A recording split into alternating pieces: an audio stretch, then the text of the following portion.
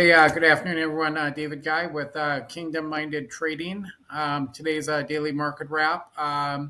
So we can see first we're looking at the indexes on the S&P 500. We've had a 6-day pullback, and then today was a bounce off of horizontal support. So that's bullish. That's what we look for in an uptrending market. We look for higher highs and higher lows. So we had a high here, pulled back. Came up here, made a higher high, pulled back. This low here, the last 2 days, is higher than the low over here on this candlestick from October 22nd. So that's what we call a bull flag setup. It's our plan one trading plan.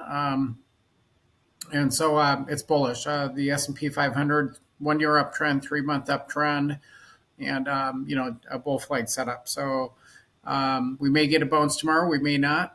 We did go above yesterday's high today, but it did not close above that. But it is a bullish engulfing. The body of today's candle was bigger than the body of yesterday's candle. So it's a bullish signal. So we'll see what happens tomorrow. It doesn't mean it's going to go up, but it's set up as a bull flag. Next up is the composite index. A little bit stronger even. Didn't bounce all the way to horizontal support, bounced above that. And it has been the strongest, one of the strongest indexes, technology as a whole. And so that's a bull flag setup above horizontal support. We still might pull back. We don't know. We'll see tomorrow.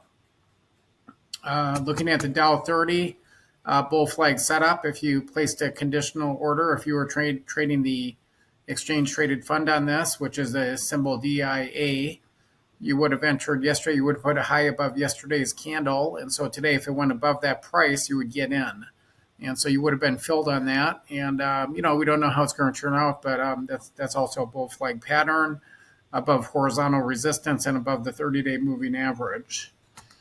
Nasdaq 100, super strong. Technology is strong. Nasdaq 100, those are the 100 strong, 100 non-financial Nasdaq composite stocks. And so that's my primary watch list, bull flag setup. Russell 2000, those are the small caps. That's a bull flag setup, but it's still below the 30-day moving average. We don't know what's going to happen here. And then if you look at the high here, it closed at 25.19 on October 15th. The next time it made it up there, technically, I guess it did close higher at 25.20 here. So I guess that is a higher close, we would say. So we'll see what happens, but we need to bounce above the 30 and we need to see if we can break out a resistance up there. Semiconductors, that's a Philadelphia Semiconductor Index. Technicals or technology stocks, again, very strong, would have filled on the bull flag today.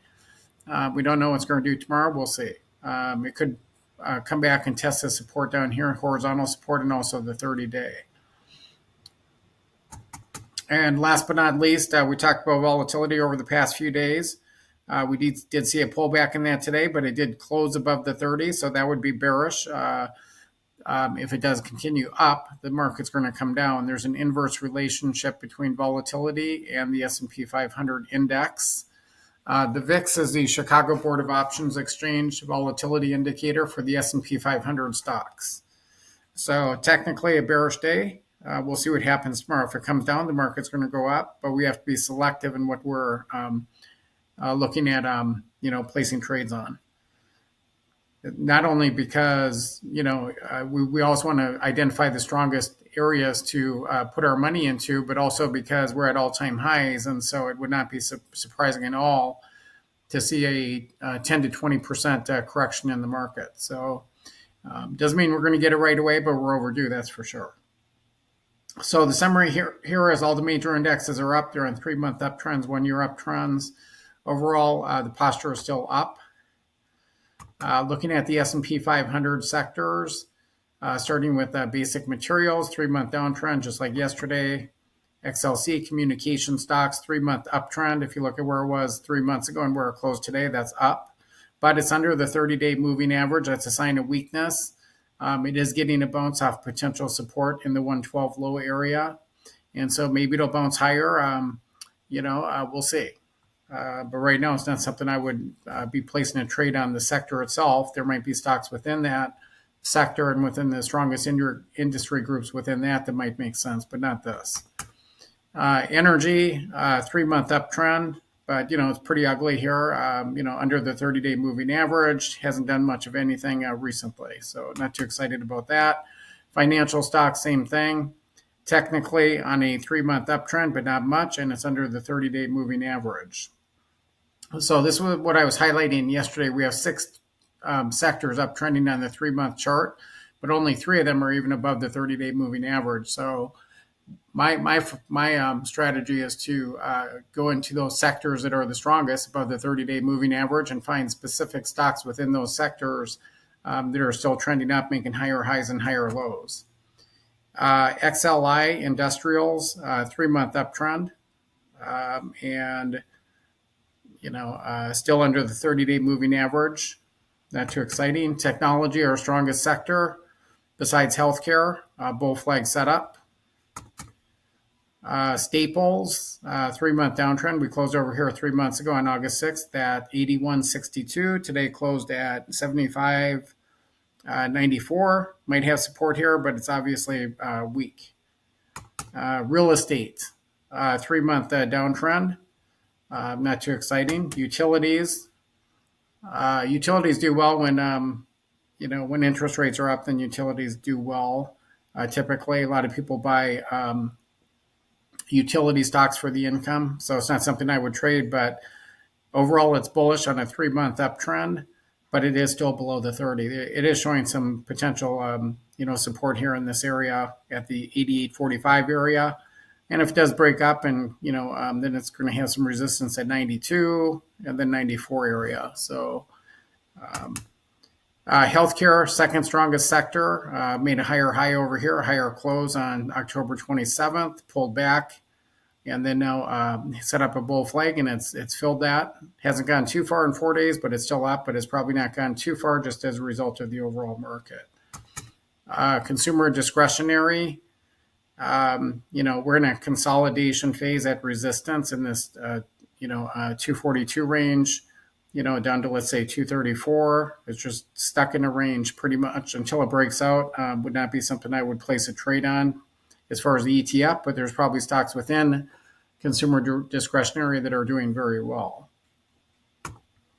All right, and then we're going to look at the Magnificent Seven. These are the 7 largest Nasdaq 100 stocks. Apple, bull flag setup, not going too far right now. It's pretty much sideways for 3 days, but it's made a big move here, so we'll see how that works out. But technically, a bull flag setup. Amazon, bull flag setup. That's a bullish candle. That's a hammer candle. So you could place a trade on it if it went above the high of today's candle by a certain filter, which is what we're going to teach on. You have to decide what filter you're going to use. But that's a plan 1 setup. And so during our live trading session starting next week, we'll be looking at specific setups like that and placing conditional orders with target stops and so on. Google, bull flag setup. Meta, downtrending on the 3 months. Microsoft, made some new highs up here, but then it's just sold right off to these levels. So not all that strong. I would have liked to see a bounce up here in the 530 area, but it didn't bounce. So NVDA, super strong, made these highs over here. It broke out of this resistance on October 28th, went higher. Then it was basically 4, 5, 6 day pullback. Typically, we'll have a 2 to 5 day pullback before we see a setup. Technically, you could get in if it goes above the high of today's candle at 202, but it's a bearish candle. And if it does set up, we'll probably get a nice green candle where we would get a better entry. But that is a bull flag setup, strong trending stock. Tesla, we made a higher close right up there, and so anything above 459 is an entry, and then a stop would be placed below 459 by the filter we would use. So we'll be teaching on all that. This is what we call a breakout trade. If it does break out and go higher, the target on the breakout target is $530. It's at 462. So that's a $68 move on a $462 stock. That's a nice return. And if you're buying options, the return's even better than it is on the stock. You don't have to risk as much capital. And you just have to know what your target is and what your time frame is to reach that target. Make sure you buy enough time on the option, and that's what we're going to teach people how to do all that. So, and then the main thing is anytime you place a trade, you want to have a stop in place. So you want to understand how to position size properly. You never want to take a big loss. If you take a loss of, let's say, 1% of your trading account, let's say you had $1 million and you put 100,000 in for trading, you would never want to have more than $10,000 of that 100,000 at risk at any one time.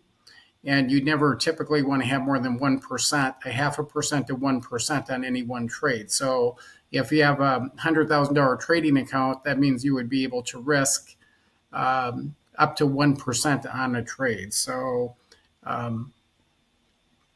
that would be $1,000. Okay, $500 to $1,000 if you had a $100,000 trading account.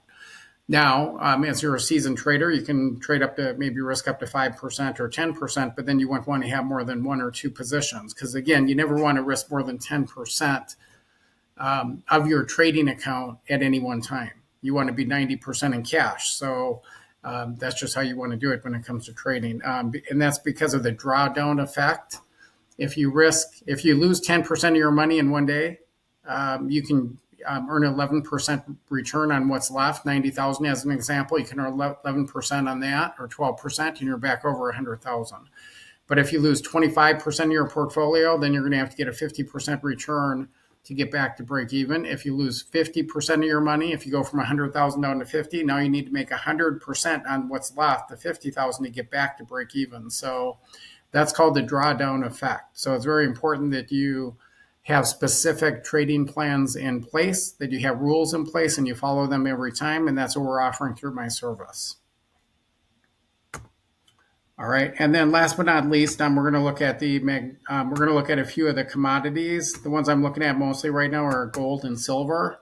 We know we've had just a huge run on gold, and we've had a pullback here since reaching the high back on October 20th. We're in a 2-week pullback, but we're at a higher low here. This low here is higher than, well, technically it's slightly lower than this one, but bottom line is it's a bull flag setup, but still it is below the 30-day moving average. So what I would do on this one is probably go to the weekly candlestick.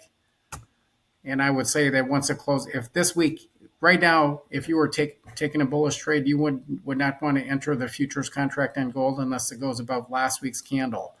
But if it closes like this at the end of this week, then you have a better entry. And that's actually turning out to be a bullish candle because it's inside the candle from last week. The high and the low are inside the high and low last week. So that's actually bullish. So I do believe we're going to see a resumption of the uptrend in gold, but we'll have to wait it out and see. Silver, one of my members is in a trade on silver, not the futures, but the ETF, Exchange Traded Fund, and that's holding support. The daily, it's been a little bit weaker, but on the weekly time frame, it's it's a nice setup. So, and it's holding its own on the daily. So, still below the 30. So we'll have to see how it plays out. If it does go lower, that's okay. We get out with small loss. We look for re-entry, and we'll have a bigger target to the upside. So that's that. That is pretty much it for today. The charter offer ends on Monday. Charter pricing offer ends on Monday, and the rates are going to go up as of Tuesday. And so if you do want to take advantage of this opportunity, now's the time. So tomorrow we're going to be publishing our landing pages, 2 pages that describe everything in detail. And then if you have an interest, you fill out a form, and we'll get you set up. All right. God bless.